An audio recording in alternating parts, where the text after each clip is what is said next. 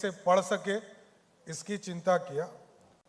आज दोनों, मैं तो यही कहता हूं कि भारत यदि विकसित होना है तो बिहार को समृद्ध होना होगा, और समृद्ध होने के लिए रोज सीखना पड़ेगा। हमारा इतिहास इस देश को दिशा दे देने का काम किया। हम पाटलिपुत्रा में जरूर हैं, लेकिन ये मगध था, मगध की राजधानी पाटलिपुत्रा था, जिसने इस देश को स्वर्णिम काल दिया। देश 200 वर्षों तक इसी पटना के पाटलिपुत्रा से लोगों ने चलाने का काम किया। और आज जब भी इतिहास के पन्ने में आप पढ़ते हैं तो आपको यही पता चलता है कि इस देश को स्वर्णिम काल किसी ने दिया तो इसी बिहार की धरती ने देने का काम किया। और जब जब इतिहास में, चाहे वो अर्थशास्त्र का मामला हो या किसी भी स्तर पर, आर्यभट्ट की चर्चा हुई, नालंदा की चर्चा हुई, और याद कीजिए कि आज से 2000 वर्ष पहले दो बड़े यूनिवर्सिटी, इस मगध में यदि 3 बड़े यूनिवर्सिटी थे, जो एक तक्षशिला था वो पाकिस्तान में रह गया, और 2 बड़े यूनिवर्सिटी थे तो इसी बिहार की धरती पर नालंदा और विक्रमशिला हुआ करता था। एक तो आदरणीय प्रधानमंत्री जी ने और आदरणीय नीतीश कुमार जी ने नालंदा की शुरुआत करा दिया, और हमें ये टारगेट भी दिया गया है कि हर हालत में इस फाइनेंशियल ईयर में विक्रमशिला को भी जमीन पर उतारने का काम किया जाएगा। साहब, गौरवशाली इतिहास उसको स्थापित करना है, लेकिन इसके साथ साथ दुनिया के कॉन्टेस्ट में खड़ा होना है। लोग कहते हैं बिहार पीछे छूट गया है, अर्थव्यवस्था हो, सामाजिक संरचना हो, या हमारे नौजवान यहां से पलायन कर रहे हैं, इस पूरे चीजों पर चर्चा हमको करनी है साथ। और एआई ऐसा सेंटर है, समिट जो आज आप लोगों ने रखा है, इसके लिए मैं सबसे पहले आपको धन्यवाद देता हूं। और आगे भी आईटी डिपार्टमेंट आगे भी इसी तरह के समिट को लगातार करते रहेगा जब तक हम एआई के स्तर पर खड़ा नहीं हो जाए। और ये मेरा मानना है कि हम अभी जब सहयोग कार्यक्रम हमने शुरू किया, पूरे बिहार में सभी प्रखंडों में हमने एक एक पंचायत को चिन्हित किया, आम लोगों को उससे जोड़ा, उनकी समस्या को जोड़ा, उनको जो दुख दर्द है उसे जोड़ने का काम किया। ये टेक्नोलॉजी का सबसे महत्वपूर्ण रोल होगा आगे कार्रवाई के लिए, क्योंकि मैंने तय किया है कि 10 दिन तक यदि किसी ने काम नहीं किया तो मेरा कार्यालय उसको पहला नोटिस देने का काम करेगा। 20 दिन में उसको सीएमओ दूसरा नोटिस देगा, तीसरा नोटिस उसको 25 दिन पर देगा, और 30 दिन तक यदि उसने कोई ऑर्डर नहीं किया तो 31वां दिन मुख्यमंत्री के आदेश से वे स्वयं ही निलंबित हो जाएंगे, उनको किसी ऑर्डर की जरूरत नहीं है। और ये टेक्नोलॉजी आपका है, एआई का है, लेकिन हम लोग इसको आगे बढ़कर कर रहे हैं।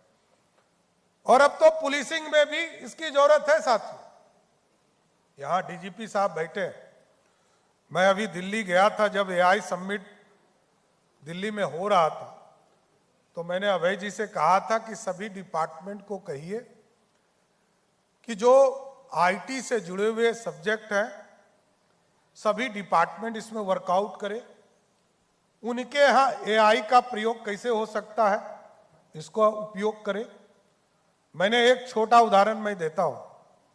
अभी मैंने बिल्डिंग डिपार्टमेंट में एआई से मैंने कुछ टेंडर्स को फिर से रीजांच कराया, और आपको जानकर खुशी होगी, किसी में 7%, किसी में 8%, किसी में 6% पैसा बचाने का काम एआई कर रहा है। यह सबसे महत्वपूर्ण, क्योंकि अब तो सीखना है। लोग जब फेसबुक आया था, ट्विटर आया था, तब भी लोगों ने सीखा था, और मैं तो कई बड़े नेता को देखता हूं, यहां विजेंद्र राव बैठे, हमारे सबसे सीनियर मिनिस्टर में से एक है, 80 वर्ष से अधिक उम्र है, लेकिन इनको भी देखिएगा, ये फेसबुक और ट्विटर पर पूरी तरह एक्टिव रहते हैं और बिहार की जनता से जुड़ने का काम करते हैं। तो हमको तो जुड़ना पड़ेगा, सीखना पड़ेगा, कोई एज नहीं है साथियों।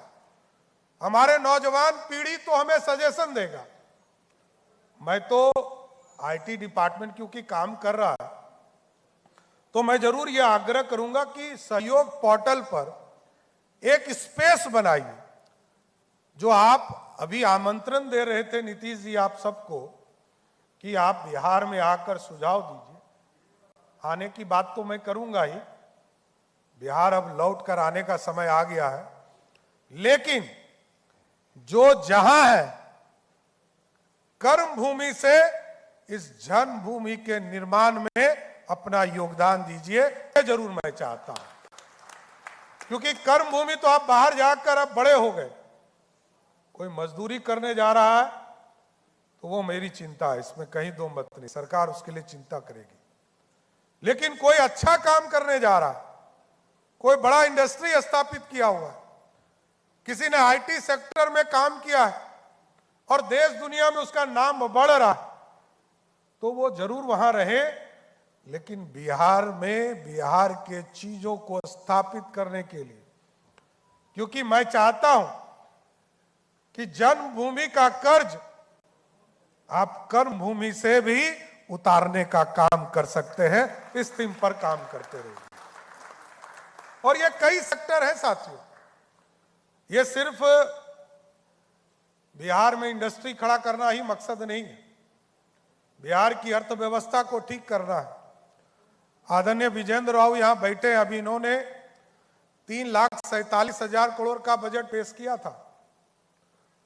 लेकिन आपको जानकर आश्चर्य होगा कि हमारी रेवेन्यू आज भी 60,000 करोड़ पर रहा, आगे हम 70,000 करोड़ जा रहे हैं। लेकिन ऐसी संरचना खड़ा कीजिए, इसलिए मैंने कहा सजेशन चाहिए, और सजेशन के लिए एक पोर्टल में ही एक स्पेस अभय जी दीजिए, जिससे बिहार या बिहार में काम करने वाले लोग या बिहारी देश और दुनिया में कोई भी हो या भारत का कोई भी व्यक्ति चाहता है कि मगध की गौरवशाली इतिहास को वापस लाना है, इसमें सहयोग करना चाहता है, तो अपना सजेशन उस पोर्टल के माध्यम से बिहार सरकार को देने का काम करे, जिससे कि हम स्थापित कर सके। क्योंकि हमारा जो गौरवशाली इतिहास रहा है, यह नॉलेज की धरती है। और आप जानते हैं, भगवान बुद्ध को भी सिद्धार्थ से बुद्ध बनाने का काम इसी धरती ने किया। मोहनचंद करमचंद गांधी जी को भी यदि बापू बनने का मौका दिया तो इसी बिहार के चंपारण की धरती ने देने का काम किया। यहां तो कई लोग आए जिनको हम बड़ा करते रहे। जौहर साहब यहां आए, यहां पर शरद यादव जी बाहर से आए, यहां पर लोहिया जी आए, कपूरी जी हमारे विरासत को आगे बढ़ाते रहे, नीतीश कुमार जी ने बिहार की समृद्धि का रास्ता खोला है। कई चीजें इस बिहार में हुआ है साथियों, लेकिन आगे भी अब तेज गति से बढ़ने का मौका है। नीतीश जी ने ईपीसी मोड को खड़ा किया। ईपीसी मोड मतलब सरकार स्पॉन्सर से हम गवर्नमेंट को चलाते थे, बेसिक नीड को पहुंचाते थे। लेकिन अब हमको लगता है कि हम पीपीपी मोड पर चले, क्योंकि हमने देखा कि 1970 में मैरीन ड्राइव बना बॉम्बे में, हमने 2012-13 में पटना में मैरीन ड्राइव की कल्पना की, 2025 में पूरा हुआ। लगभग 12 से 13 वर्ष लगे, लेकिन अभी हम ये मात्र 21 किलोमीटर का स्ट्रेच है, अभी हम 125 किलोमीटर का गंगा एक्सप्रेसवे बना रहे हैं। हम आपको आश्वस्त करते हैं, इसको 3 साल में पूरा करेंगे और ये 19,000 करोड़ का प्रोजेक्ट होगा। लेकिन ये 100% पीपीपी मोड के रास्ते पे चलाएंगे। गवर्नमेंट स्पॉन्सर्ड स्कीम जन कल्याण के लिए, समाज की उन्नति के लिए, उसके उत्थान के लिए। लेकिन यदि इंफ्रास्ट्रक्चर को ठीक करना है, समाज में अर्थव्यवस्था को ठीक करना है, तो इंडस्ट्री को लाना पड़ेगा। कई पॉलिसीज हम लोगों ने बनाया है जीसीसी का माध्यम से। आईटी के सेक्टर में डाटा सेंटर बने। इंडिया में सबसे अच्छा, सबसे बेस्ट पॉलिसी किसी ने दिया है तो वो बिहार दे रहा है, और आपको जानकर खुशी होगी, ये अभी जितने भी इंडस्ट्रीज आ रहे हैं वो सबसे ज्यादा बिहार में इन्वेस्ट करना चाहते हैं। बिहार में चाहते हैं कि इंडस्ट्री खड़ा हो, डाटा सेंटर बने, आईटी का हब बने, पावर सेक्टर हमारा आगे बढ़े। और पावर सेक्टर ऐसा है जिस बिहार में आज से 20 साल पहले हम बिजली के लिए तरसते थे। गांव में 5 घंटा बिजली होता था, शहर में 10 से 12 घंटा बिजली होता था। आज हम सरप्लस बिजली लेकर बैठे हैं, और हमारा टारगेट भी है कि लगभग 10,000 मेगावाट आज उत्पादन हम कर रहे हैं। भारत सरकार के सहयोग से आगे के दिनों में, अगले 5 वर्षों में इसके दुगने पावर प्लांट खड़ा कर 20,000 मेगावाट बिजली उत्पादन करने का काम करना है। क्योंकि आईटी का सेक्टर पर यदि काम करना है और यदि सेमीकंडक्टर के पे काम करना है तो पावर हमको अनकट चाहिए, और बिना इंडस्ट्री के हम आर्थिक रूप से खड़ा नहीं हो पाएंगे। तो इन सारे सेक्टर्स को हम आगे बढ़ाने का काम लगातार कर रहे हैं। इंडस्ट्री को भी और ताकत देने का काम किया जाए। और हमारे जो यहाँ नौजवान पीढ़ी है, इससे जरूर मैं आग्रह करूंगा कि हम लोगों को सुझाव भी देते रहिए। यहाँ जो कि हम लोग तो 27 साल से सदन में बैठे हैं, और जो नई पीढ़ी है इसके पास नई टेक्नोलॉजी है, नई रूपरेखा है, हम लोग को भी सिखाना पड़ेगा। बिहार के नेताओं को, बिहार के ऑफिसर्स को, सबको सिखाना पड़ेगा। एआई के माध्यम से बिहार को बदलने का रास्ता बनाना है।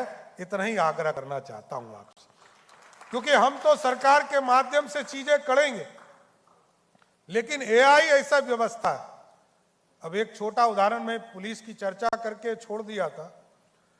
अभी मैं देखता हूं एआई जनरेटेड यदि कोई कैमरा होता है, यदि मान लीजिए पटना में लगभग 4,000 सीसीटीवी कैमरा लगा है, और यदि एक बार हरे गमछे वाले को पकड़ना है और एक बार खाली कह दीजिए एआई को कि हरा गमछा वाले को खोजिए,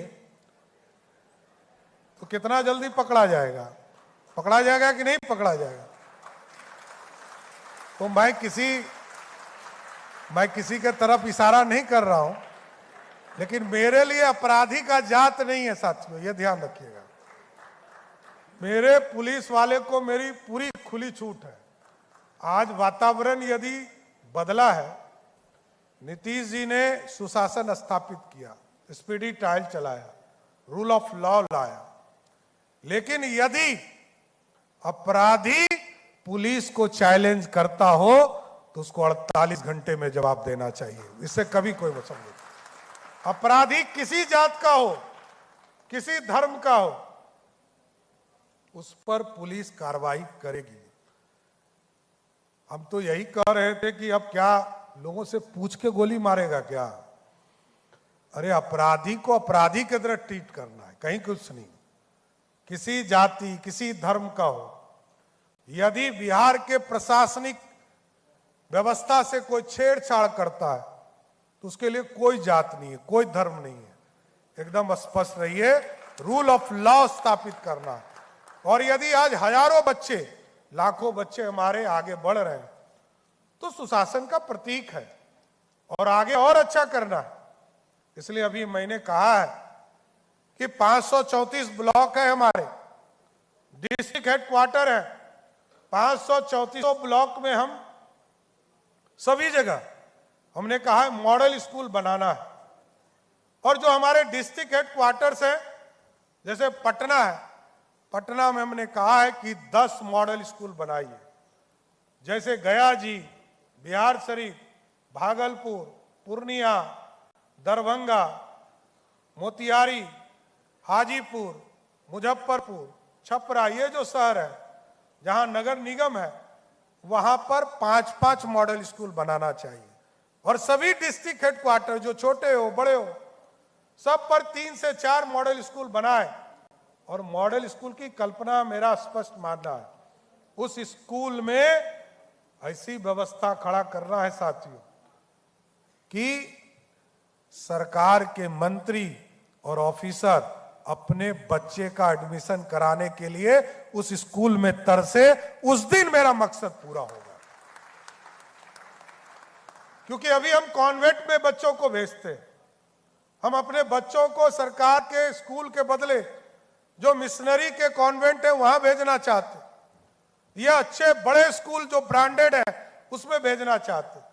लेकिन जो बिहार के टैलेंटेड बच्चे हैं उनको हर हालत में टैलेंट के लिए वहां कोचिंग भी हम चलाएंगे। नीट की तैयारी हो, इसलिए आज मैंने कहा कि नीट के बच्चों को आज मैंने एक व्यवस्था खड़ा करने के लिए कहा कि पूरा प्रशासन लगकर जब 21 तारीख को जब फिर से परीक्षा होगा तो सरकार की जो पूरी व्यवस्था है उनके साथ खड़ी होगी और जितने भी हमारे सरकारी बसेज हैं उनके लिए फ्री करने का काम बिहार की सरकार करेगा सर। इसलिए कि हमारे बच्चों को दिक्कत नहीं हो, हम उनके कल्याण के लिए बैठे।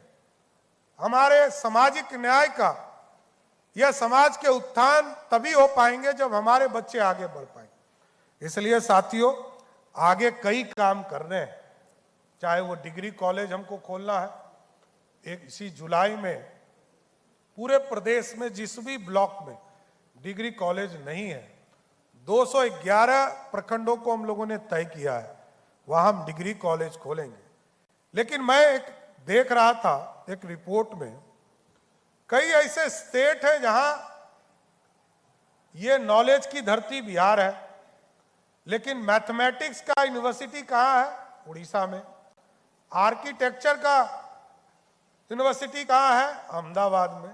तो मैंने ये तय किया है आगे के दिनों में चाहे वो फिजिक्स का यूनिवर्सिटी बनाना हो या मैथमेटिक्स का यूनिवर्सिटी बनाना हो, केमिस्ट्री का यूनिवर्सिटी बनाना हो या आर्किटेक्चर का यूनिवर्सिटी बनाना हो, इसी बिहार की धरती पर स्थापित करने का काम हमारी सरकार करेगा साथ। इसलिए आज इस एआई के समिट में आप लोगों ने बुलाया, मैं आपको इस पूरी टीम को, नीतीश मिश्रा जी को, अभय जी को, निखिल जी को और पूरे आए हुए जो हमारी नई पीढ़ी है, इसको मैं बधाई देता हूं कि आगे हम लोगों को भी सीखिए, आप भी सीखिए और इस पूरी व्यवस्था को मजबूती के साथ एआई के साथ बिहार को जोड़ने का काम कीजिए।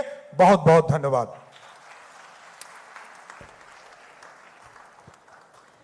बहुत बहुत धन्यवाद आदरणीय मुख्यमंत्री महोदय। और माननीय मुख्यमंत्री महोदय जी के शब्दों से हमें यह आश्वासन तो हो गया है कि बहुत ही जल्द बिहार देश भर में आर्टिफिशियल इंटेलिजेंस की सबसे मजबूत हब के रूप में जाना जाएगा।